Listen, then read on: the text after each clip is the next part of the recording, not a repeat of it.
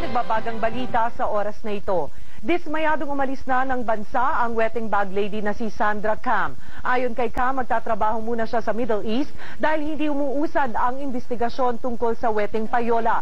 Git ni Cam, hindi siya binayaran ng kahit na sino para umalis na ng bansa. Dagdag pa niya, kahit ano ang mangyari, hindi niya babawiin ang kanyang pahayag na nagdala umano siya ng pera sa magtsuhing sina Congressman Iggy at Mikey Arroyo. Handa naman si Cam na bumalik ng bansa sakaling kailangan siyang magbigay ng testimonya ukol sa wetting payola. Pagod na ako. I'm so tired already. I'm so tired fighting for the truth, Karen. Pero hindi naman pwedeng isakripisyo ko ang mga anak ko. Gutom at hirap ang inabot ko. Magtatrabaho muna siya sa Middle East dahil hindi umuusad ang investigasyon tungkol sa wetting payola. Git ni Cam, hindi siya binayaran ng kahit na sino para umalis na ng bansa. Dagdag pa niya, kahit ano ang mangyari, hindi niya babawiin ang kanyang pahayag na nagdala umano siya ng pera sa magtsuhing sina Congressman Iggy at Mikey Arroyo. Handa naman si Cam na bumalik ng bansa sakaling kailangan siyang magbigay ng testimonya ukol sa wetting payola.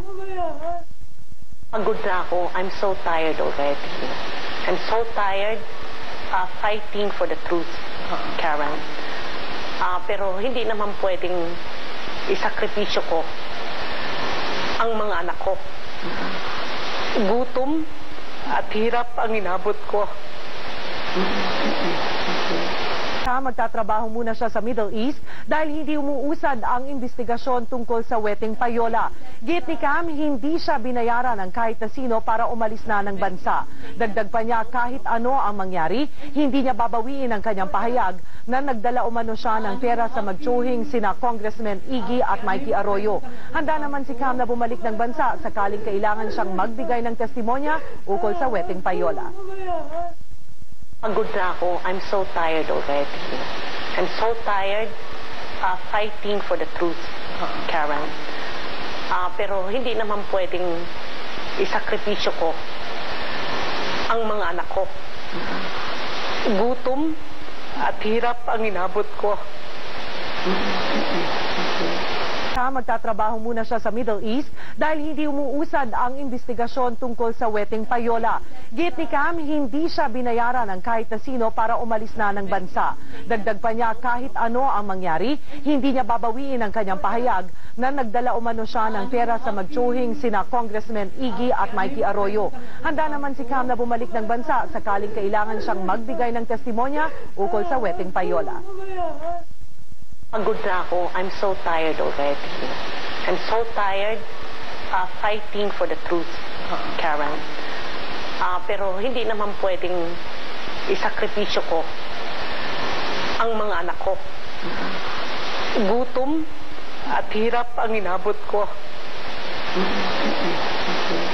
Git ni Cam, hindi siya binayaran ng kahit na sino para umalis na ng bansa. Dagdag pa niya, kahit ano ang mangyari, hindi niya babawiin ang kanyang pahayag na nagdala umano siya ng pera sa magtsuhing sina Congressman Iggy at Mikey Arroyo. Handa naman si Cam na bumalik ng bansa sakaling kailangan siyang magbigay ng testimonya ukol sa wetting payola. Pagod na ako. I'm so tired already. I'm so tired fighting for the truth, Karen. Pero hindi naman pwedeng isakripisyo ko ang mga anak ko. Gutom at hirap ang inabot ko. At narito ang mga balitang dapat tutukan sa TV Patrol World. Drag racing sa Pangapagal Highway na uwi sa trahedy. 2 patay. At banggaan ng tricycle at isang AUV sa Caloocan City. 1 patay. Ang detalye mamaya sa TV Patrol World.